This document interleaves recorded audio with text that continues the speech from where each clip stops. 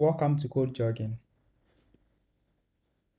In our previous video, we looked at how to use HTML to build our first web application, and we were able to display Welcome to Code Jogging on our web page. In this video, we are going to learn how to change the appearance of our nodes on a web page with the help of the CSS. CSS means Cascading Style Sheet. With the help of the CSS, you should be able to add colors, change the appearance of an object on your web page. For example, how to change the shape of an image. That you can change the appearance of the text on your website too. So with the help of the CSS, we can do a lot of things. And as I've said earlier, the purpose for this lesson is to take you from the zero stage to the advanced stage. So this is the beginners stage. So in case you don't understand anything, don't worry. As time goes on, you get a clear picture of what we are trying to do here. And still, if you have any question to ask, you can leave it at the comment section, and then we also respond to it as soon as possible. So now, let's get started. Let's go to our source code and then also start programming. So what we are going to do is, now let's copy this URL, or let's duplicate this page. Okay, yes, we get blank, so we are going to use this one to design our page. Okay, so now what we have to do is I want us to start from the navigation. Okay, so the navigation is more like a header. Okay, it contains code that can be displayed in either vertically or horizontally. Okay, and it's also contain the list of links that we might use in our project. This one does not mean that anytime you want to use a link, you have to call the navigation. No, we are going to have a group of code or a group of links that will perform a specific function. For example, like this navigation that we have our home, about us, and then contact us here. So with this one, we are going to use navigation to do that. Okay, so let's go to our source code and then, or let's go to our project and then add the navigation to it. So for us to do that, we have to call the navigation tag, that's nav tag. Nav tag has an opening and then closing tag, so it is a double tag. So that's the first thing you have to do. You can call that by typing nav like this. If you are using VS Code, then you press enter. So it will give you the opening and then the closing tag of the navigation tag, and then we break it down. Then the next step is to add the unordered list, that's U. So we can type UL and then we get it, unordered list. So the next step we are going to do is, are we going to use list or ordered list? Okay, so I'm going to show you the difference. Now let's use the list. So let's say we have home, okay, and then we have about us. Okay, so let me write about us here, and then we have contact us. Okay, so with this, let's refresh our page. Now you've realized that we have a bulleted points here. Okay, so we can change it to numbers if and only we want to do that. We can do that by applying this, the ordered list. Okay, and now you can see that we've now used number. So with the help of the navigation, in case we want to list items of maybe things we are going to buy, we can use ordered list. Or if you prefer using the bulletin, we can use the unordered list. Okay, so now let's go back to our code, and then we can use any of them to build our website. Okay, so the next thing we are going to do is, now we've added the navigation to our website. So this is our home, our about us, and then we have contact us. So the next thing we are going to look at is adding a div to it. Okay, so we are going to add a div to our code, and what div does is it helps us to group some codes. Okay, it helps us to group some codes. It doesn't add any effect to the UI. Okay, so it's invisible. Now we've added a div. If you go back to our code and then refresh the page, you see it's nothing. Okay, so now let's group our code here. Okay, and then let's add logo here. Okay, so we'll add a logo here. So now let's refresh our page. Then we have something like this. Don't worry, bear in mind that this is what we are going to achieve at the end of the tutorial. Okay, so now what we are going to do next is to give it a class. Okay, so let's give this div a class. Okay, so we give it a class. A class is a selector. It allows us to style a group of code. Okay, so any object within that class can be styled using by referencing the class name. Okay, so now let's give this class header container. Okay, it can be any name that you want, but you should make sure that any name that you use here must be referenced in the styling sheet or the styling side. Okay, and we are going to do that. So now let's copy the name. Okay, and then let's go to our styling side. Before we can style our website, there are some things we need to look like. We need to look at. Sorry. Now we have two ways of styling our project.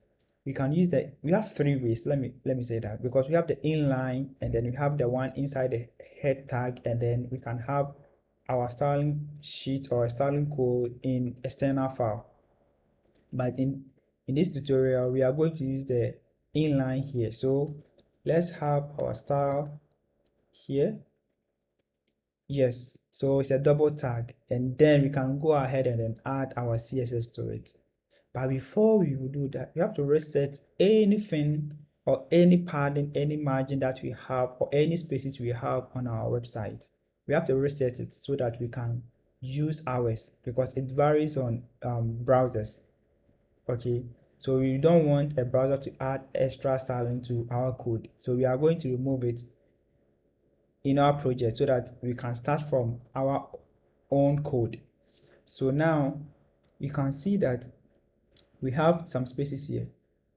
Okay, and then before the L we have a space there, and then on top of the L we have a space there. So let's reset it. We can do that by using the asterisk sign, then we give it a body. Okay, then we can list the number of things you want to reset it. So we're done with the margin, and now you can see that. So now let's add padding to it. That's my favorite, padding 0, and then now you can see that one too. Okay, so now we can write everything from scratch.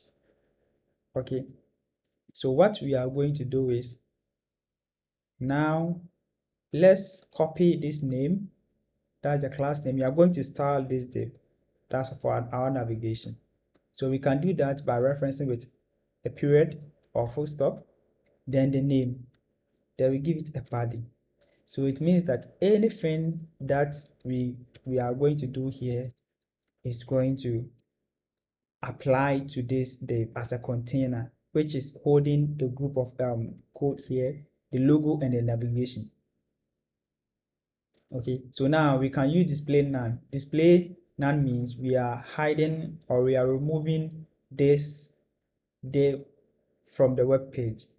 Okay, so we can refresh and then it's gone. So it means that we just applied the CSS here to only this class, and it has removed anything or any code. But if you have a code outside it, that code will also show. So let's type testing Okay, and I refresh it. Now you can see testing is working because testing is not part of the elements in the header content class. Okay, so now let's remove this one and then let's go back to our code. So we can have this one. So display, we are going to use flex. Okay, so we are going to use flex, and now if we are using flex, it means that we are going to make sure that both the logo and the navigation will be on the same line, and that's what we've done here. So that's the reason why we can see that one and then the logo is on the same line. We are having a navigation vertical here because we've not touched on the navigation side, and which we are going to do it later. Okay, so now what I want you to know is using display flex means we are going to make any element inside our class looks horizontally. That's what we are going to do. Okay, so next we are going to work on the pattern. So let's work on the pattern. Okay, so pattern, and then we are going to use 0 and then okay. So what we are going to do is padding top and bottom is 0%, and then padding left and then right is 10%. Okay, so that's what we've done. So let's go and refresh it, and then this is what we've done. So we've moved the space from the beginning of the browser to this side. That's the 10%, and then there's a space to here which is also 10%, because let's see if I can show it. So let's use background color. So let's make it red, and let's see. Okay, yes. So this is the space that we were talking about. So if you're supposed to add any item, you will see that it will have the same space here at the end of this navigation bar too. Okay, so what we are going to do is let's remove this one. Okay, and then what we are going to do is, if you look at the web page here, we have the logo here and then we have the navigation here. Okay, so let's do that one. What we can use to achieve that one is to use justify content, and we are going to use space between. Okay, so let's refresh it, and now we have our logo and then our menu or navigations at both sides. Okay, so with these 3 lines of code, this is what we've achieved so far. So now what we are going to do is we are going to wrap this one, that's the logo, with another div so that we can add extra style to it. So we are going to add a class called logo, and here we are going to give it a width. So we are going to decide the width we want to give it to this one. Okay, so the width is going to be 100%. So it means that it's going to be responsive. Okay, and then let's refresh our page. Yes. So you can see that the 100% here, let's give it a background color for you to see what the 100% is. So let's give it red. Yes. Okay, so it has taken almost 2/3 of the whole navigation here. So let's work on the navigation too. Here we can call a tag here. Okay, because we are having a lot of divs here, we can't call div top here. We can't, because at the moment we call div here, it will be applied to any div in our code here. Okay, but now we know that you are going to have only one navigation here. If you have multiple navigations, it's advised for you to give the navigation a class. You can give it a class like this, like class, then maybe nav, or whatever. You can do that. But in this video, we are going to have only one navigation. So what we can do here is to make sure that we are going to reference the nav tag here. So let's call it nav. We don't need to add any period to it. So we call it nav straight, and then we also give it a width of 100% so that it will share the same or equal space with yes. So let's give this one blue color so that we can see what I'm talking about. So background color, let's give this one blue. Okay, now you can see that it has both sides here. So 50% and then 50% here. Okay, so now what we are going to do next is we are going to give our nav a padding. So let's give it a padding. Then we are going to give it padding 10 top X, and then top button left and right 10 pixels. So we can leave it like this. Okay, now yes, so now you can see the padding here. Okay, so padding means a space between the container, the parent container, and then its elements. So that's what padding means. Okay, so if you add a padding, you are adding a space within or inside the parent container. So with this one, the parent container is the nav here. Okay, and then we've added a padding to it. So it means that any element inside the nav should be wrapped with the space that we've provided here. Okay, so now let's look at the elements inside the nav. So we can do that by using nav then greater than. So we are diving deeper. So we've opened the nav. What element are we looking at again? That's ordered list. And then what element are we looking at again? Then we are looking at the list itself. Then we give it a body. Okay, so now we can go ahead and then remove the numbers. Okay, so list start type, then we can have none. Okay, so let's refresh our page. Yes. Oh, okay, let's remove the background color so that you see what we are working on. So now we are no more having the numbers again. So the next step is to make sure that the two this nav, instead of showing vertical here, should also show horizontal. It should be on the same line. So what we are going to do is we are going to use display. Okay, so display, then we are going to have inline block. Okay, so let's refresh again, and now we have it on the same line. Okay, so the next step we are going to look at is the pattern. Okay, so pattern top and then bottom should have 5 pixels, and then left and right should have 10 pixels. Okay, you can use any pattern that you want, but for the sake of this video that you want to achieve something like this, then we are going to do this.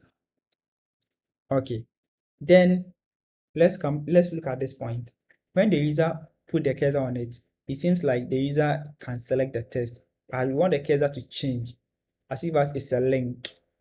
Okay, so what we are going to do is we are going to change the cursor type. So we type cursor, then we select pointer. So let's refresh our page, and then now we have changed our cursor to a link or a hand cursor here, or a pointer.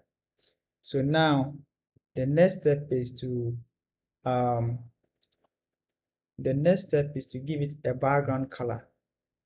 Okay, so we are going to give our div a background color here. So let's give it a background color.